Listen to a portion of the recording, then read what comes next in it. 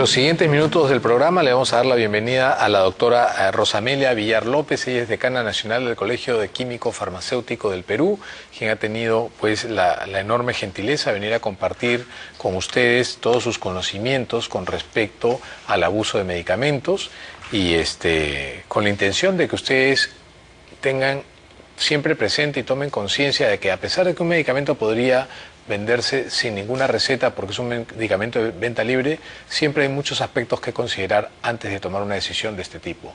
Y si un medicamento se vende con receta o con prescripción médica y usted tiene una de la atención pasada, no necesariamente puede dar lugar a que eso la faculte o lo faculte usted a ir a una farmacia con esa receta y volver a repetir el tratamiento.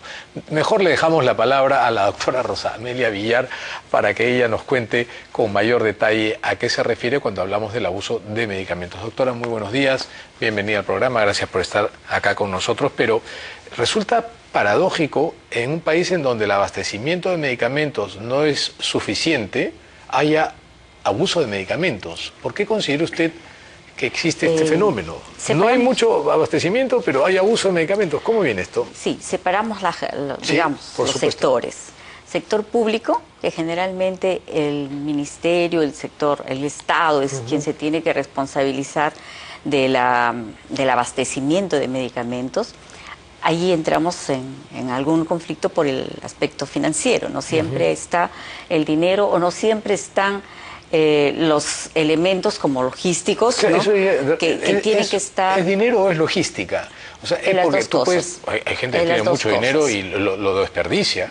Y hay gente que tiene poco dinero y...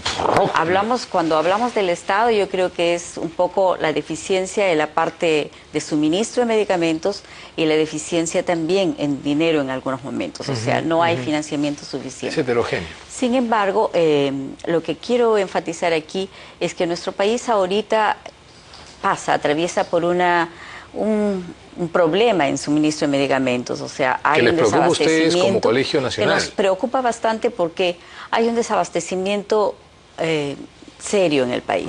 Un 70% de los establecimientos del país, de acuerdo a lo que nosotros hemos analizado, tienen un bajo stock de medicamentos, un no suficiente, ¿no?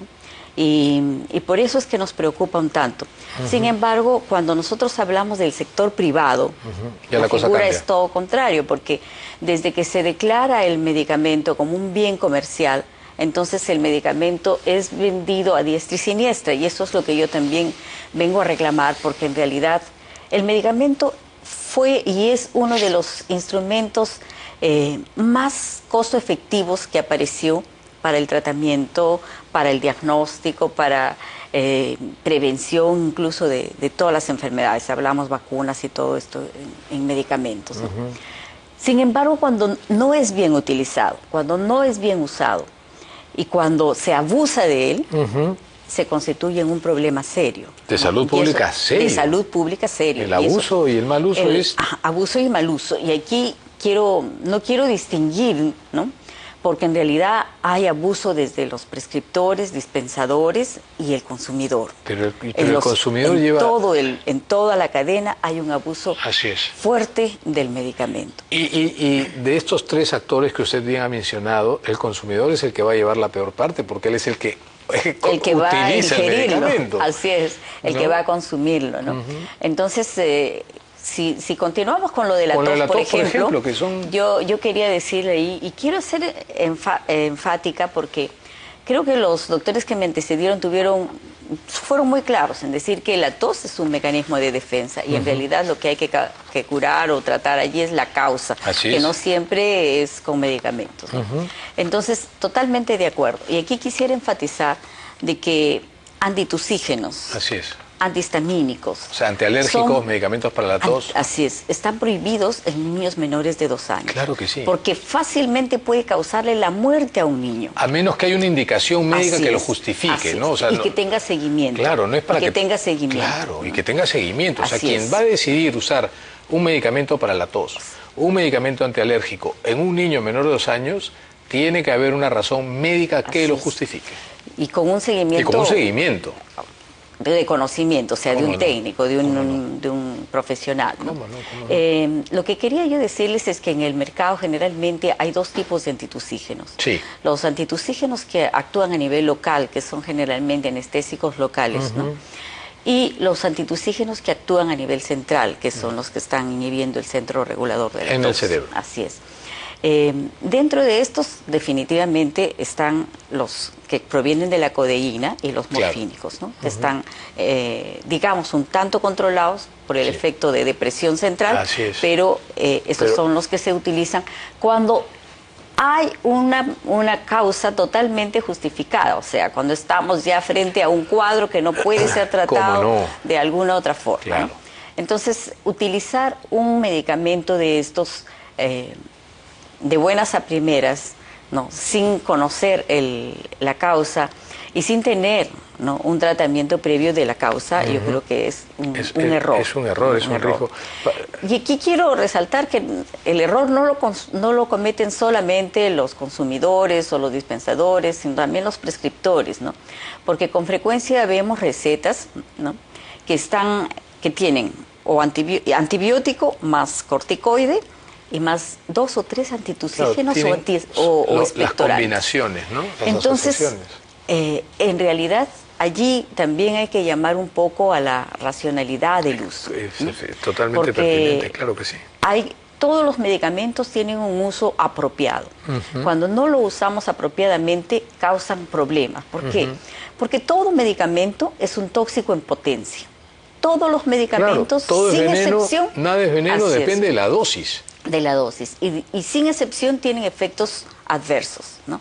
Lo que nosotros le llamamos a veces efectos colaterales o con otros nombres, pero todos tienen efectos adversos que finalmente pueden producir mayores problemas al paciente. O por otro lado, si tuviste la suerte de no usar una dosis excesiva, pero puedes usar también una subdosis. Así es. Que no te va a dar ningún efecto. Que no le va a hacer, que es como un placebo, o peor, porque ni siquiera placebo, porque placebo no le hace daño, pero le puede hacer daño. Puede suceder que tengas guardado tu frasco de medicamento y te lo estés tomando y ya caducó, o sea, ya pasó la fecha de expiración. Ese es otro aspecto que también quisiera llamar, porque generalmente hemos escuchado hace algunos meses que en los periódicos incluso salía de que los medicamentos pueden utilizarse hasta 3, 5 años después de haber sido, o sea, después de su fecha de caducidad. Y eso sí quisiera hacer una reflexión, ¿no? Definitivamente los farmacéuticos sabemos, ¿no? que hay principios activos que son muchísimo más estables que otros y que en algunos casos pudieran ser utilizados después de su fecha de vencimiento. Pero ningún medicamento, ¿no? que está siendo utilizado después de su fecha de vencimiento tiene el 100% de respaldo de aquel que lo produjo. ¿Por qué? Porque la fecha de vencimiento se establece luego de estudios de estabilidad. Así es. Y los estudios de estabilidad nos dicen que a partir de esa fecha, ese medicamento empieza a ser degradado. Y pierde efecto. Entonces, depende de cuán rápido sea esa degradación, pero eso no lo conoce el público, no lo conoce nadie que no tenga el conocimiento bastante más profundo del tema y que sepa qué tipo de estabilidad tiene el principio activo. Entonces, eso sería exponer Por eso, un tanto a la población. Como el propósito del programa es informar al público que tenga, pues, digamos, los mensajes claves bien guardaditos. Sí. ¿Cuál considera usted, como autoridad de los químicos farmacéuticos del país, serían los elementos más importantes a la hora de tomar o hacer uso de un medicamento, uso racional de un medicamento? ¿Cuáles son primero, los mensajes claves? Ir a adquirir un medicamento en lugares que sean oficiales, que estén autorizados. Así es. ¿no? Luego, fijarse que el medicamento tenga su registro sanitario y mirar siempre la fecha de caducidad.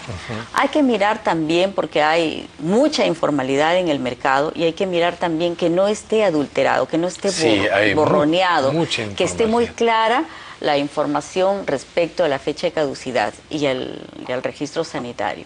Eso es muy importante, ¿no? Y cuando uno tiene duda, cuando uno tiene alguna pregunta, es imprescindible que llame al farmacéutico.